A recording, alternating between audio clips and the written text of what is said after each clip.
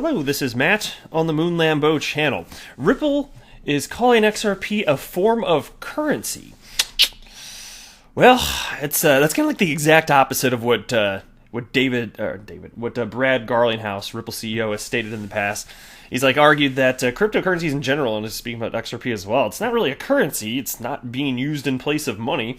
And I think that's a fairly reasonable point. And that's why that was actually his argument as to why he didn't really like XRP to be called a cryptocurrency. He preferred, I don't know if he's changed his opinion on this, but he preferred for it to be called a digital asset, which is perfectly fine.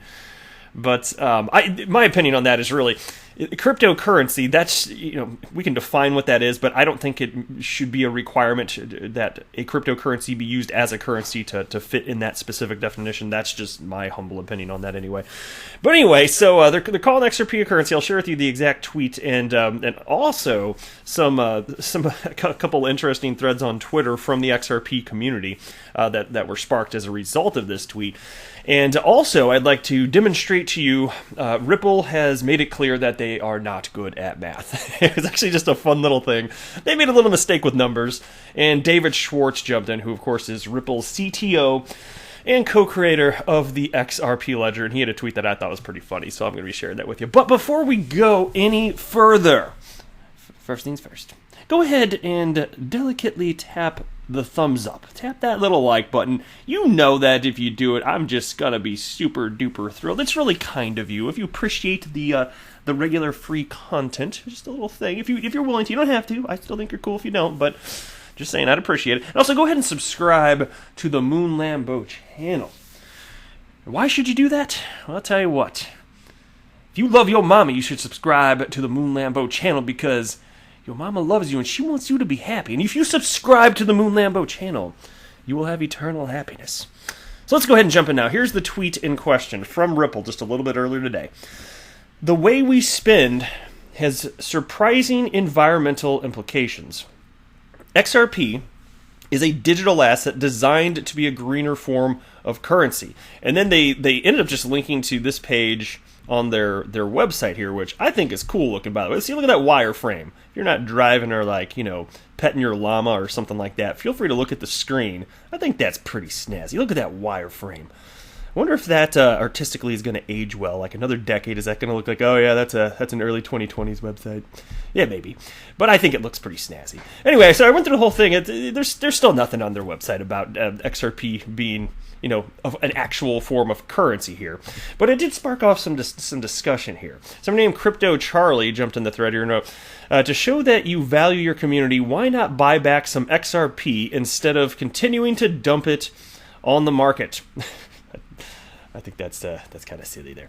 The stronger the community, the more uses the community will find for XRP and XRP Ledger, which strengthens your case that XRP is not a security. Just saying, we all could benefit. Well, I disagree with that. I don't think it has anything to do. That wouldn't strengthen its case as not being a security. I think that's unrelated. And as far as buying back the XRP, my gosh. I think what Ripple's doing, they're taking a reasonable approach and only selling a certain amount of XRP based on actual volume data. That seems to be pretty reasonable, and I think that's sufficient. Buying back XRP, they don't even sell it to people. They sell it to strategic partners. That's it. And even then, typically there are arrangement setups that those partners can't just dump it on the market if there's a sweetheart deal. And if there's not, then I guess it doesn't matter anyway. Not too much. I mean, could have bought it from wherever, really. But Crypto Invest responded and wrote, because Ripple is not stupid like Stellar Foundation. Crypto Charlie wrote, true, and it could learn from the Stellar Foundation. Crypto Invest responded, I agree that they do some things right, but Ripple can't do because they must officially distance themselves from XRP while trying to get XRP regulated. And I think I know what Crypto Invest means there, but to me it doesn't seem, I personally wouldn't word it quite like that, but I think I understand what he's saying. I think that it's more so the case that Ripple's careful about how they describe their activities about XRP, but I think it's pretty clear that They're very close closely related with XRP. It's certainly not the case that they created it, because XRP was created before the company existed. So that's obvious. But in terms of, we can look at what's being done with Spring, which is the development arm of Ripple, basically, which is pushing for the actual global adoption of XRP for all sorts of different use cases. And there's all sorts of things, right? They're just clearly a good cheerleader for XRP. So I don't think it's that they're really trying to distance themselves. It's really more so that they're careful about the way their relationship with XRP is being framed. That's how I personally would word it. But Crypto Charlie responded and wrote, "Yes, the irony is that they strengthened the argument that XRP isn't a security by having the community take over buildings as much as possible. Take over building as much as possible, rather. To incentivize builders, we need price appreciation and momentum, two things we're missing." Then tagged Tiffany Hayden, wrote, "Tiffany has been saying this for a while." Well, I think that Ripple's done a great job in terms of pushing for other developers to build on top of the XRP ledger. So, I mean, that matters, certainly, but I don't think it's the case that they're lacking in that category. But Tiffany made a point, I think it was in this thread. Let me scroll a little bit lower. And this was fascinating to me because I hadn't really thought about it like this, but then I thought, oh, actually, it does kind of seem like that. So Tiffany wrote, "I think Spring, the development arm here, has pivoted to being something for engineers." And I don't know if they've ever technically announced that, but I do see a lot in terms of what's happening with developers, not just investment. So I don't know if they actually made a strategic change. They may have, but once I read that, I thought, oh, I guess I kind of do have that perception now that you mention it, which is perfectly fine. I mean, I don't think it's the case that they're actually stopping investing in developers that are building on top of the XRP ledger, but I think they've just found that it makes sense to engage with actual developers, and engineers, coders, all that good stuff here. Next here. Here we go. So, in response to the original Ripple tweet, XRP community member Leonidas, who runs xrparcade.com, he responded to something on the Ripple website, which I can say there's no point for me to. It's on the page that they link to anyway. But take a look at this. There's this little section called "How Does the XRP Ledger Work?" And he highlighted this part right here, where I'm circling, which states, "There are currently 36 validators, and Ripple runs 6 of them, 21%. And so Leonidas looked at that and was like, nope. And so he wrote 6 divided by 36 times 100 equals 16.67%. Which actually matters, right? You're getting below that. Look, the lower it is, the more clear it is that the lower that percentage is, the clearer it is that Ripple does not have control over the network. It gets just that much harder to argue if you're a Bitcoin maxi troll. That's all I'm saying. And so it's not 21%, it's more like 16% here. And then Martin Valk here, XRP community member, wrote 2 plus 2 equals 4 minus 1 equals 3. Quick maths. Yeah, that's that's nonsensical. I mean, mathematically that works. I'm just saying that's kind of silly. Then David Schwartz jumped in and wrote, "Math class is hard. Let's go shopping."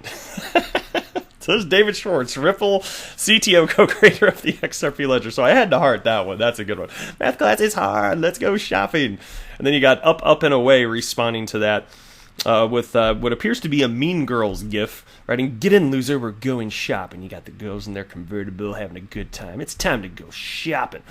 I'm going shopping too. I'm going on an XRP shopping spree. All right, next, here's a tweet from my fellow XRP YouTuber Kevin Cage, who wrote, "It isn't confidence, it's experience." And then Lance Lotta El Monte 20. We're just going to call him Lance. Lance wrote, "Bro, when XRP is going to move is disturbing the amount of fundamentals and no price action. Come on." Kevin Cage responded, "I don't control that." And then Lance responded, "With the amount of hype that XRP have, other coins will be 2,000 by now. Ripple has to say something about this. 350 plus financial institutions in 40 plus countries and 6 continents, and is 20 something cents is happening, and they never answer the real questions."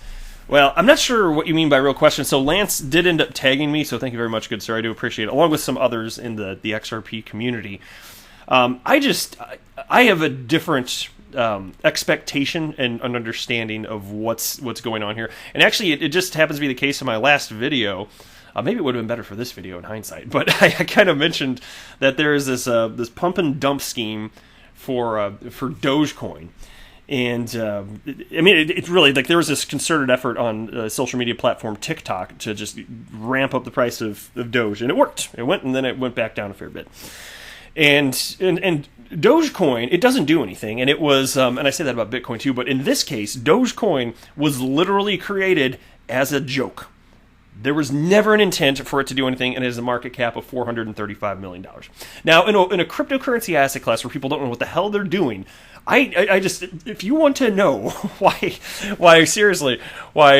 XRP is the price that it is, it's because people don't know what the hell they are doing, and they have lost their ever-loving minds. Okay, they just don't know, and I think it's simply the case that with the nascency of this particular asset class, that people are not sufficiently parsing out the differences. And I don't care how much progress in 2020 Ripple makes. I mean, I care, but I'm just saying that what I really mean to say is it doesn't matter in terms of actual price appreciation. I don't think that price is necessarily matching value. And even if it does, the value offered today by XRP, specifically as a bridge currency, is nothing compared to what it will be in the future. It's going to be substantially greater. And I suspect price will have to play a bit of catch up.